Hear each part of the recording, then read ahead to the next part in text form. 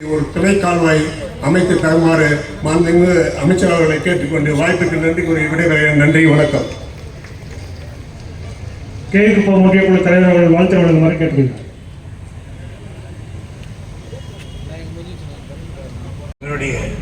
இடதுபுற கால்வாய் புனரமைக்கும் பணிக்காக ஒரு அடிக்கல் நாட்டு விழா நடத்துகிற இந்த விழாவில் வரவேற்புரையாற்றிய கண்காணிப்பு பொறியாளர் ரமேஷ் அவர்களே,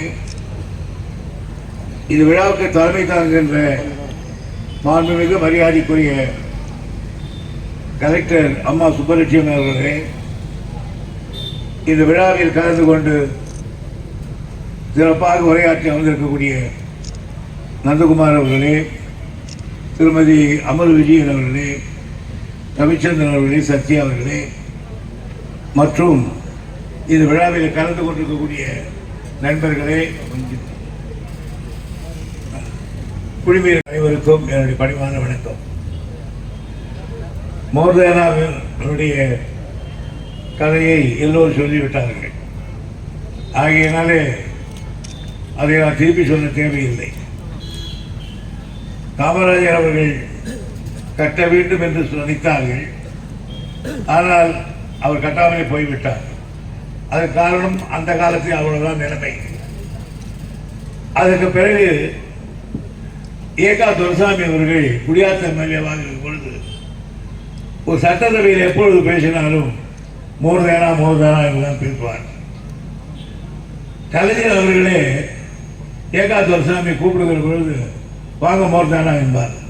ஆக கலைஞருக்கு மரப்பாடம் திட்டம். அதற்கு பிறகு நான் பொதுப்பணித்துறை அமைச்சராக இருக்கிற பொழுது பாதாடி 100 கோடி ரூபாய் இப்பொழுது அந்த திட்டத்தை கொண்டு வந்தோம். அதுக்கு அடிக்கல் நாட்டு விழா வந்தார். அதை திறந்து வைத்தார் தலைவர் அவர்களே. அது பயன்பட வேண்டும் என்பதுதான். அது பயன்பட்டு இருக்கிறது என்பது மகிழ்ச்சி. இவர்களெல்லாம் சொல்வதை விட இந்த பார்லிமெண்ட் எலெக்ஷன் அப்போ நான் கீழ்மோட்டுக்கூருக்கு போயிருந்தேன். அங்கே வாக்குகள் கேட்க சொன்னாங்க, நீ கேட்க தேவையில்லை, ஏன்னா மோர்தானா கால்வாயில் தண்ணி வந்ததுனால என் கிணறுலாம் ஏறி இருக்கு, நான் முப்போவும் அறுத்துருக்கிறோம், ஆகையினால விவசாயம் செய்திருக்க நீ தான், ஆகையினால உன்னை தான் ஓட்டு என்று சொன்னார்கள். ஆகிய மக்களுக்கு நன்மை செய்தால் அவர் வரவேற்பார்கள் என்று சொன்னோம். இந்த மோர்தானா கால்வாய் எத்தனை ஏரிகளுக்கு பயன்படுகிறது என்றெல்லாம் சொன்னார்கள். அவையெல்லாம் மட்டும் இல்லாமல் சத்யா அவர்கள் இன்னொரு கோரிக்கை வைத்துவிட்டு போயிருக்கார். அது ஒரு நீண்ட நாள் போராட்டம். அங்கே அதை அதிகாரிகளோடு கலந்து பேசி என்ன வந்து தெரிவிக்கிறேன். அதே மாதிரி திருமணி ஏரியில் தான் போய் அன்னங்குடி ஏரியில் தான் போய் இந்த தண்ணி சங்கமாகிறது. அது திருமணி வரையிலே போச்சு போன முறை. ஆகையினாலே அதிக தண்ணீர் வந்தால் திருமணி வரையிலே நீட்டப்படும் என்பதை தெரிவித்துக் கொள்கிறேன். இன்னொன்று, நம்முடைய நந்தகுமார் அவர்கள் மகா கெட்டிக்காரர். போன முறை எனக்கு தெரியாமையே வலது பக்கம் தண்ணி எடுத்து எல்லா ஏரியும் நிரப்பிட்டார். நான் கேட்டேன், என்னப்பா இப்படி தண்ணியை நிரப்பிட்டு விட்டேன், எல்லாம் வலது புற கால்வாய் தான். அடேடே, இப்போ நம்மளோட குஞ்சு தான் அப்படின்னு சொல்லி தான் வலது கால்வாய் பண்ணியிருக்கேன். அதே மாதிரி இப்போ பாலாற்றில் இது ஒரு பக்கம், பாலாற்றுறதுக்கு நமக்கு தண்ணி வர்றதில்லை. ஆகையினால் இப்போ அங்கங்கே செக் டேம் கட்டுறோம். செக் டேம் கட்டுறதுன்னா ஒரு 5 அடி உயரத்துக்கு ஒரு பிரிட்ஜ் மாதிரி கட்டியிருக்கோம், தண்ணி தேங்கும். இப்போ கௌசம்பட்டில் கட்டுறேன், அந்த தண்ணி எது வரையும் தேங்குன்னு கேட்டால் கிட்டத்தட்ட காவலூர் வரும். ஆக தண்ணி வருஷம் பூரா தண்ணி நிற்கும். அப்போ அந்த கிரவுண்ட் வாட்டர் இன்க்ரீஸ் ஆகி எல்லாம் பச்சை விவசாயம் இருக்கும். அதே அது கீழே அந்த கீழே அப்படி கீழே வந்தீங்கன்னா அந்த விரிஞ்சிபுரம் மாதிரி கீழே ஒன்று கோயிலை கட்டியிருக்கேன். இந்த வருஷம் 2-3 கட்ட வேண்டியதாக இருக்கு. அதனால இது மட்டும் அல்ல என்னுடைய வேலை. தமிழ்நாட்டில் இருக்கிற அவ்வளவு குளங்களும் ஏரிகளும் ஆறுகளும் நான் தான் பராமரிக்க வேண்டும். இந்த முறை கலைஞர் அவர்கள் முதல் முறையாக எனக்கு மந்திரி வரி கொடுக்க சொன்னார்.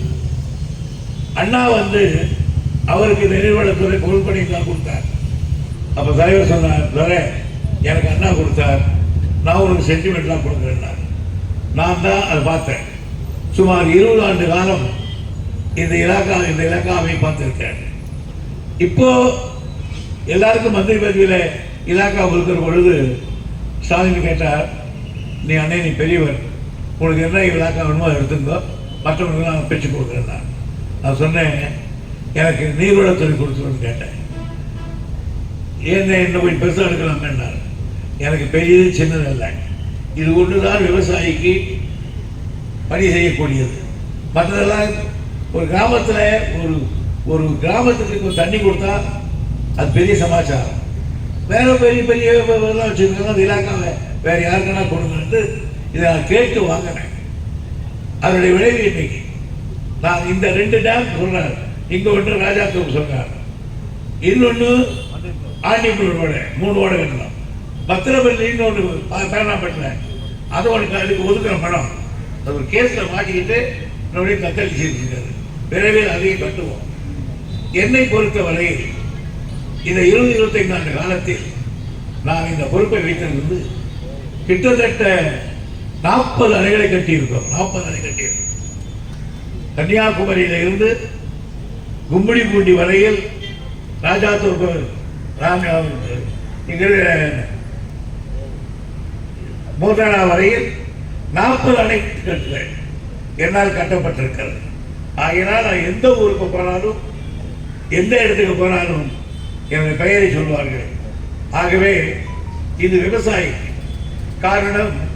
வேற இலாக்காவை நான் எடுத்திருக்கலாம், லா எடுக்கலாம், இண்டஸ்ட்ரி எடுக்கலாம், சட்டம் எடுக்கலாம், பட்ஜெட்டை எடுக்கலாம். ஏன்னா நான் பப்ளிக் ஃபைனான்ஸ் படிச்சுவேன். ஆனால் ஏன் இதையே எடுத்துன்னு கேட்டால் இது ஒன்று தான் நம்ம விவசாயிக்கு ஓடி செய்யலாம். நான் இந்த இலாக்கா வைத்திருந்தாங்களா மின்சாரத்தை கொடுத்தார் தலைவர். அப்பதான் கேட்டாரு, இந்த மின்சாரத்துறை இலாக்கா வருதையா, இதுக்கு என்ன செய்யலாம்னு கேட்டார். 12 பைசா இருக்கிறத 13 பைசா 10-15 போட்டுக்கிட்டோம். தண்ணி இருக்கா பார்த்துக்கிட்டோம், எவ்வளவு நேரம்னா ஓட்டிக்கிட்டோம்.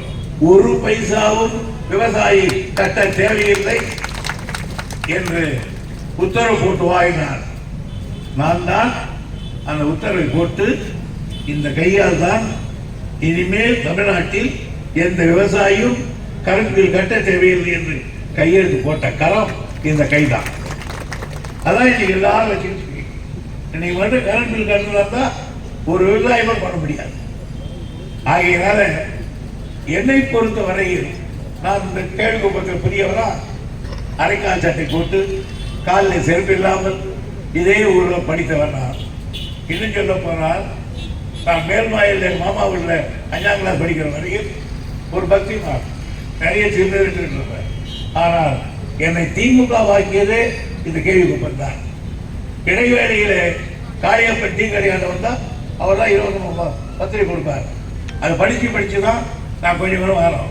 ஆகவே என்னை பொறுத்த வரையில் கேள்விக்குப்பத்தை என் வாழ்க்கையை வரலாற்றிலிருந்து பிரிக்க முடியாத ஒரு ஆகியனால இன்னும் பல திட்டங்கள் வைத்திருக்காங்க. அது பொதுக்குழு பேசணும் நான் பேசிக்கொள்கிறேன். இந்த திட்டத்தை விழா நடத்துவது பெருசல்ல. ஆனால் நான் இன்ஸ்பெக்ஷன் பார்க்கும்போது கிளீனா இருக்கணும். நான் அதிகாரிகளுக்கு சொல்றேன். அதே நான் நந்தகுமார் போய் பார்த்துட்டு வரா என்கிட்ட சொல்லணும், சார் சரியில்லைன்னு சொல்லணும். ஆனால் இடையில தண்ணி வரும்போது அங்கங்கே மறுபடியும் குத்தி எடுத்துடுறாங்க. நான் ஒரு நாள் மேல்மாயில் போயிட்டு வர்றேன். அந்த பனங்கோப்பாட்டை பார்த்தீங்கன்னா 10 வருஷம் தண்ணி ஓடுது. எங்கடா வருதுன்னு கேட்டேன். அது மேல்மாயில் மேலே ஏறி எடுத்து அந்த காவாய் விட்டு அது திருப்பி வந்து இது வருது. அது மாதிரிலாம் துஷ்பிரயோகம் பண்ணக்கூடாது. அதான் அதை ஒன்று நம்ம என்ன சொல்றாரு பாருங்க. நியாயமா கொடுக்கணும் கொடுக்கலாமே தவிர நீங்க திருட்டுக்காரங்க எடுத்து அதை ரொம்ப சொல்றது தப்பு இல்ல. என்னன்னு மனுவா கொடுத்தா என்னன்னா சர்க்காருடைய சொத்து அது. நாங்களாம் கை வைக்கணும். நீ கை வைத்தா திருடு. ஆகையினால நீ உள்ள போறது ஊழி. ஆக இப்படியெல்லாம் சந்தித்தது மற்ற மகிழ்ச்சி என்று கூறி இந்த வாய்ப்புக்கு நன்றி தெரிவித்துள்ளீங்களா? நன்றி. மாண்புமிகு நீர்வளத்துறை அமைச்சர் ஐயா அவர்கள் வழங்க உள்ளார்கள்.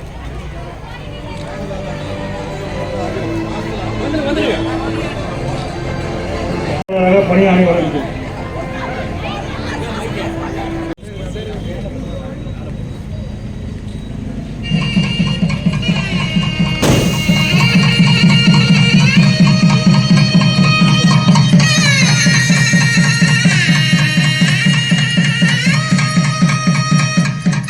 பணிக்கு அடிக்கல் நாட்டி சிறப்புரையாற்ற வருகை தந்திருக்கிற மாண்புமிகு நீர்வளத்துறை அமைச்சர் அவர்களே, சிறப்பானதொரு வாழ்த்துறை வழங்கியிருக்கிற மரியாதைக்குரிய அணைக்கட்டு சட்டமன்ற உறுப்பினர், மரியாதைக்குரிய குடியாத்தம் சட்டமன்ற உறுப்பினர் மற்றும் அத்துணை மக்கள் பிரதிநிதிகளுக்கும், நீர்வளத்துறை வருவாய்த்துறை அதிகாரிகளுக்கும், பெருந்திரளாக வந்திருக்கிற பொதுமக்களுக்கும் மாவட்ட நிர்வாகத்தின் சார்பில் முதற்கண் எங்களுடைய பணிவான வணக்கத்தை தெரிவித்துக் கொள்கிறேன். இந்த திட்டத்தால் 7 ஏரிகள், 19 கிராமங்கள், 1900 ஹெக்டேர் நிலங்கள், விவசாய நிலங்கள் பயனடையும். இந்த கேவிக்குப்பம் மற்றும் காட்பாடி பகுதியை சார்ந்த அத்துணை மக்கள் சார்பில் நம்முடைய மாண்புமிகு தமிழக முதலமைச்சர் அவர்களுக்கும் மாண்புமிகு நீர்வளத்துறை அமைச்சர் அவர்களுக்கும் எங்களுடைய நெஞ்சார்ந்த நன்றியை தெரிவித்துக் கொண்டு அமர்கிறோம். நன்றி. அதை வச்சு அந்த நாட்டு மக்கள் அந்த இடத்தினுடைய மக்கள் அவரை கொண்டாடி வருகிறாங்க. அதுபோல மானம் பார்த்த பூமியான நம்முடைய ஏரியாவுக்கு மோர்தலான்ற ஒரு அணையை கொடுத்து நமக்கெல்லாம் வழிகாட்டி குடி தண்ணீர் முதல் கொண்டு எல்லாம் கிடைக்கிறதுக்கு வழி செய்திருக்கிற நமக்கு அமைச்சர் அவர்களை நம்ம தெய்வமாக கொண்டாடணும். சிலை வைக்கிறோமோ இல்லையோ, கண்டிப்பாக நம்முடைய நெஞ்சிலெல்லாம் அவருக்கு சிலை வைக்கணும். அவருக்கு மட்டும் அந்த டேமை கட்டலைன்னா இன்றைக்கி இந்த ஏரியாவில் குடிக்கிறதுக்கு தண்ணி இல்லை. அந்த டேம் கட்டும்போது நிறைய பேர் கிண்டல் அடித்தாங்க, இவ்வளோ தூரத்துக்கு வரப்போதா, அது இன்னும் மேலே கொக்காட்டம் ஒரு காவாக கட்டிட்டாங்க, எப்படி வரும் தண்ணின்னு சொல்லிட்டு. போன வருஷத்துக்கு முன் வருஷம் நம்மளுக்கு தண்ணி வந்ததை வச்சு சட்டப்பூர்வமாக 8 ஏரி தான் அதுலேருந்து நிரப்பணும். ஆனால் நம்ம சற்றேறக்குறைய ஒரு 25 ஏரிகளை நிரப்பணும். அந்த தண்ணியை வச்சு 25 ஏரிகளை நிரப்பணும். குளம் குட்டை எல்லாத்தையும் நிரப்பணும். இன்றைக்கி வரலாம் நான் சேர்மேனாக காவா அஃபிஷியலாகவே இருக்குது. ஆனால் அந்த காவா இன்னும் சரியான முறையில் அமைக்கப்பட்டு காவனூர் ஏரிக்கு அதில் தண்ணி வரல. அதை கொஞ்சம் பண்ணி கொடுக்கணும். அதே போல் அந்த ஜீப் ட்ராக் மேலே இருக்கிறத கொஞ்சம் நல்லா செப்பன் அடிச்சு பிடி போட்டு கொடுத்துட்டா அந்த பக்கத்தில் இருக்கிறவங்க எல்லாருக்கும் நேராக போகிறதுக்கு ஒரு வழியாக இருக்கும். அதை மட்டும் அமைச்சர் செஞ்சு கொடுக்கணும்னு கேட்டு வாய்ப்புக்கு நன்றி கூறி விடைபெறுகிறேன். நன்றி, வணக்கம். மரியாதைக்குரிய குடியாத்தம் சட்டமன்ற உறுப்பினர் அவர்கள் வாழ்த்து வழங்குமாறு கேட்டுக்கொள்கிறேன். புனரமைக்கும் பணிக்கு அடிக்கல் நாட்டி பணிகள் துவக்கி வைப்பதற்காக வருகை புரிந்துள்ள மாண்புமிகு நீர்வளத்துறை அமைச்சர் அவர்களை வருக வருக என இருகரம் கூப்பி வரவேற்கிறேன். இவ்விழாவை தலைமையேற்று நடத்தி கொண்டிருக்கும் வேலூர் மாவட்ட ஆட்சித்தலைவர் அவர்களையும், முன்னிலை வகுத்துக் கொண்டிருக்கும் அணைக்கட்டு சட்டமன்ற உறுப்பினர் அவர்களையும், குடியாத்தம் சட்டமன்ற உறுப்பினர் அவர்களையும் வருக வருக என்று வரவேற்கிறேன். இவ்விழாவில் பங்கேற்றிருக்கும் கேவிக்குப்பம் ஒன்றிய குழு தலைவர் அவர்களையும் மற்றும் குடியாத்தம் ஒன்றிய குழு தலைவர் அவர்களையும் மற்றும் உள்ளாட்சி மக்கள் பிரதிநிதிகள் அனைவரையும் வருக வருக என்று வரவேற்கிறேன். மேலும் இவ்விழாவிற்கு வருகை புரிந்துள்ள அரசு துறை அதிகாரிகளையும், நீர்வளத்துறை அதிகாரிகள் மற்றும் பணியாளர்களையும் திரளாக கலந்து கொண்டிருக்கும் பொதுமக்கள் அனைவரையும் வருக வருக என உளமாற வரவேற்கிறேன். மோர்தான் அணையின் இடதுபுற கால்வாய் தூர்ந்துள்ள நிலையிலும், அடர்ந்த செடி கொடிகள் வளர்ந்துள்ள நிலையிலும், வெள்ளக்காலங்கள் மற்றும் அணையில் தண்ணீர் திறக்கும் போது கால்வாயில் தண்ணீர் சீராக செல்லாமல் சில இடங்களில் உடைப்பு ஏற்படும் அபாயமும் மற்றும் கால்வாயில் கடைமுறை வரை செல்லாத நிலையிலும் உள்ளது. தற்போது 31 கிலோமீட்டர் நீளமுள்ள இக்கால்வாயினை தூர்வாரி கால்வாயின் தரைமட்ட படுகையை சீரமைத்து தண்ணீர் கடைமடை வரை செல்ல இப்பணியில் வழிவகை செய்யப்பட்டுள்ளது. இக்கால்வாயில் வெள்ளக்கரை உடையும் அபாயம் இருக்கும் 8 இடத்தில் வெள்ள தடுப்பு சுவர் அமைத்தல் மற்றும் வெள்ளக்காலங்கள் பார்வையிட மிகவும் பாதிப்படைந்த ஈர்ப்பு சாலையில் மண்கொட்டை சமப்படுத்தல் ஆகிய பணிகள் மேற்கொள்ளப்பட உள்ளது. மேற்காணும் பணிகள் மேற்கொள்வதனால் 31.84 கிலோமீட்டர் நீளமுள்ள மோர்தானா இடதுபுற கால்வாயில் உள்ள 7 ஏரிகளுக்கும் மற்றும் 19 கிராமங்களுக்கு கடைமடை வரை தண்ணீர் சீராக சென்று நேரடி மற்றும் மறைமுகமாக மொத்தம் 1210 ஹெக்டேர் விவசாய நிலங்கள் முழுமையாக பாசன வசதி பெற்று 11,000 நபர்கள் பயன்பெறுவர் என்று தெரிவித்துக் கொண்டு என் உரையை முடிக்கிறேன். நன்றி, வணக்கம்.